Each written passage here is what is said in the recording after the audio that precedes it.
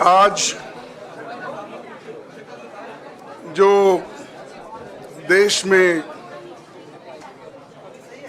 चुनाव के रिजल्ट आए हैं,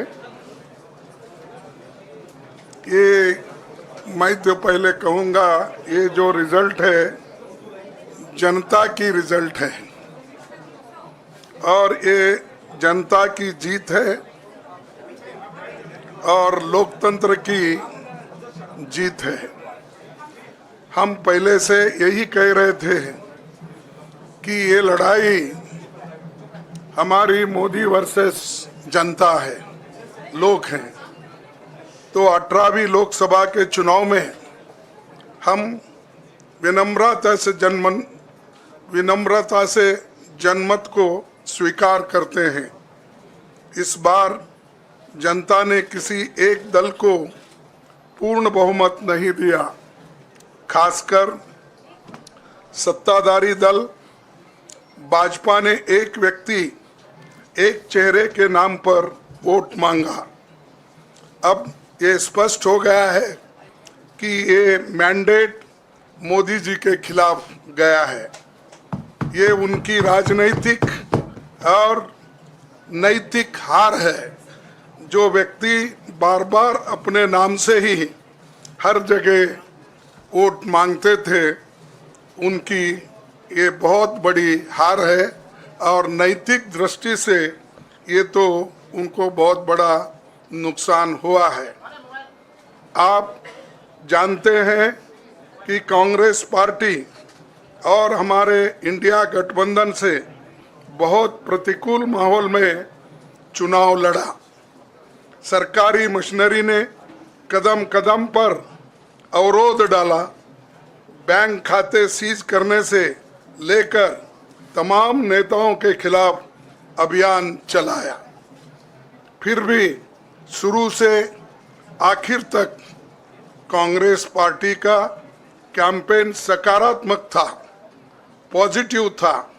हमने महंगाई, बेरोजगारी, किसानों और मजदूरों की बदहाली और संविधान संस्थाओं का दुरुपयोग जैसे विषयों को केंद्रीय मुद्दा बनाकर हम जनता के सामने गए थे। इन मुद्दों पर बड़ी संख्या में लोग हमसे जुड़े, हमारा समर्थन किया। प्रधानमंत्री ने जिस तरह का कैंपेन किया वो इतिहास में लंबे समय तक याद रखा जाएगा। कांग्रेस के घोषणा पत्र के बारे में मोदी जी ने जो झूठ फैलाया, जनता ने उसे समझ लिया। मैं इस मौके पर कहना चाहूँगा कि श्री राहुल गांधी जी की दोनों यात्राएं, भारत जोड़ो यात्रा और भारत जोड़ो न्याय यात्रा के दौरान लाखों करोड़ों लोगों को मिलना, लोगों की समस्याओं को सुनना और आगे चलकर उन समस्याओं का हल ढूंढना हमारे कैंपेन का आधार बना। हमने इसी को 5 न्याय और 25 गारंटी का नाम दिया और इसी के आधार पर हमने गारंटी कार्ड बनाया। हमारे कार्यकर्ता उसे लेकर घर घर पहुँचे और लोगों को संपर्क करें। इसके अलावा जो एक महत्वपूर्ण बात है वो भाजपा नेतृत्व की अहंकार की वजह से हुई। उन्होंने धीरे धीरे सारे संवैधानिक संस्थाओं के ऊपर गैर कानूनी तरीके से कब्जा करने की कोशिश की।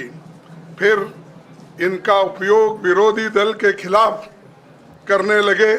जो दब गया उसे दबा के अपने तरफ लिया, जो नहीं दबे उसकी पार्टी को तोड़ दिया, नहीं तो फिर जेल में डाल दिया। लोगों को ये विश्वास हो गया था कि मोदी जी को एक मौका और मिला तो अगला हमला संविधान पर सीधा होगा और लोकतंत्र पर होगा।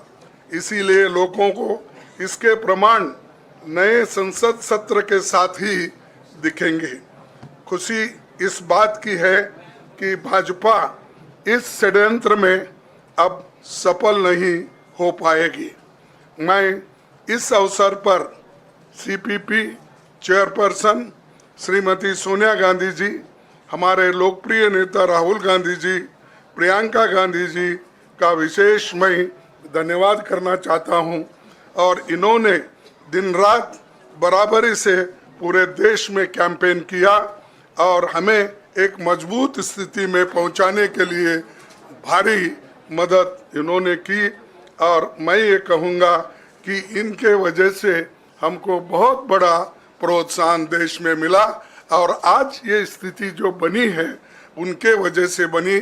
और हमारे करोड़ों कार्यकर्ता जो है देश में, उन्होंने भी हमारा साथ दिया, इसीलिए मैं बहुत बहुत उनको धन्यवाद देता हूं। आखिर मैं इंडिया गठबंधन के अपने सभी साथियों और शुभचिंतकों का धन्यवाद करता हूं। सभी एक साथ मिलकर एक स्वर में रहे, सभी ने मिलकर प्रचार किया और एक दूसरे की मदद की। हमारे हजारों लाखों कार्यकर्ताओं ने अच्छे तालमेल के साथ काम किया। आप सभी का धन्यवाद। अभी हमारी लड़ाई अंजाम तक नहीं पहुंची है। हम सबको आने वाले दिनों में इसी तरह लोगों के अधिकारों के लिए, संविधान की रक्षा के लिए, लोकतंत्र के बचाव के लिए, देश की तरक्की के लिए, सीमाओं पर सुरक्षा के लिए लड़ते रहना चाहेंगे। हमें सुनिश्चित करना होगा कि संसद सुचारू रूप से चले, विपक्ष के मुद्दों को प्राथमिकता मिले, संसद में उन पर बहस हो। आने वाले दिन महत्वपूर्ण होंगे। हम आपसे बात करेंगे जब कभी भी मौका मिले। आप सभी को मेरा धन्यवाद। और आपका साथ भी हमको रहा और हमने चुनाव में भी जहाँ जहाँ हमको जितना हो सकता है वो साथ आपने दिया, इसलिए आप सभी को भी मैं धन्यवाद करता हूँ और सभी को नमस्कार।